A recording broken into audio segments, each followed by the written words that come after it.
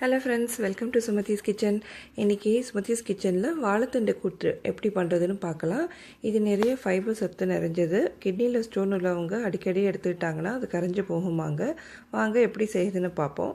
வாழைத்தண்டு உப்பு தண்ணியில கட் பண்ணி இப்படி போட்டுருக்கேன். கட் பண்ணது வந்து இப்போ இந்த ஒரு கப் அளவுக்கு இருக்கும். பாசி பருப்பு தண்ணியில ஒரு 10 நிமிஷம் ஊற வச்சு எடுத்து வச்சிருக்கேன். இது ஒரு அரை கப். இதில் தேங்காய் ஒரு 3 டேபிள் ஸ்பூன் தேங்காய், 2 பச்சை மிளகாய், 1/4 டீஸ்பூன் இஞ்சி, 1 டீஸ்பூன் சீரகம் இதெல்லாம் போட்டு அரைச்சி எடுத்து வச்சிருக்கேன்.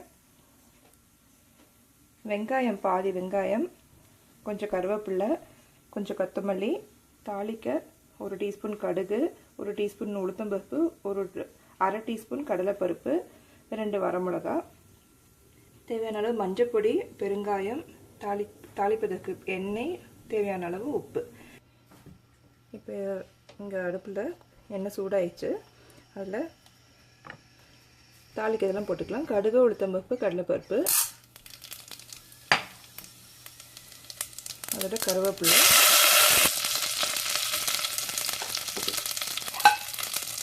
வரமிளகாய், வெங்காயம் எல்லாத்தையும் போட்டு வதக்கிக்கோங்க. வெங்காயம் வதங்கினோடனே நம்ம இங்கே அரிஞ்சு வச்சுருக்க வாழைத்தண்டையும் போட்டுக்கலாம். இது குக்கர்லேயே சுலபமாக செய்யக்கூடிய கூட்டு.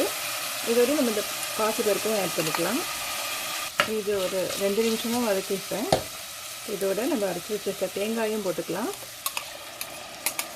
தேங்காய் போட்டுட்டு இதுக்கு கொஞ்சமாக மஞ்சள் பொடி சேர்த்துப்போம்.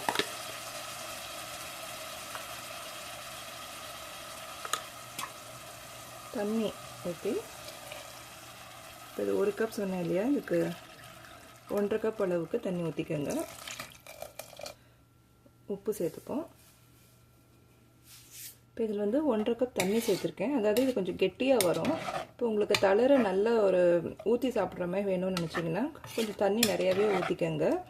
இப்போ நான் அது 1.5 கப் சொன்னேன் இல்லையா, இப்போ நான் கூட கொஞ்சம் தண்ணி போட்டுக்கிறேன். இன்னும் ஒரு 1/2 கப் ஆட் பண்ணியிருக்கேன். அதாவது மொத்தத்துக்கு 1 கப் வாழைத்தண்டுக்கு 2 கப் தண்ணி ஊற்றிருக்கேன்.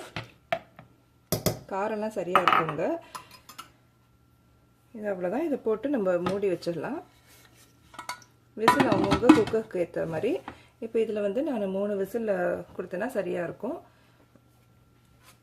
பாருங்க, ஒரு 2 நிமிஷத்தில் நம்ம செஞ்சிட்டோம். இது ரொம்ப ஈஸியான ஒரு குக்கர் மெத்தட். இப்போ 3 விசில் வந்தோடனே கொத்தமல்லி மேலால் போட்டிருக்கேன். முடிஞ்சிச்சது. இங்கே பாருங்கள், இந்த அளவுக்கு கொஞ்சம் தளன்னு இருக்குது. நான் சொன்ன மாதிரி நீங்கள் தொட்டு சாப்பிடணும் அப்படின்னு நினச்சிங்கன்னா கொஞ்சம் இதை தண்ணி அளவை கம்மியாக பண்ணிக்கிட்டு, காரெல்லாம் கம்மியாக பண்ணிவிட்டு, உப்பு காரெல்லாம் பண்ணிங்கன்னா கொஞ்சம் கெட்டியாக வரும். வாழைத்தண்டு கூட்டு ரெடி. நீங்களும் செஞ்சு பாருங்கள். நம்ம பாரம்பரியமான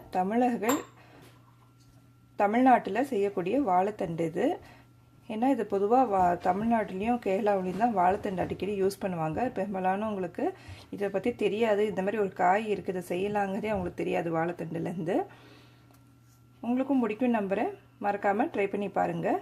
இது வரைக்கும் பார்த்ததுக்கு ரொம்ப நன்றி. வணக்கம்.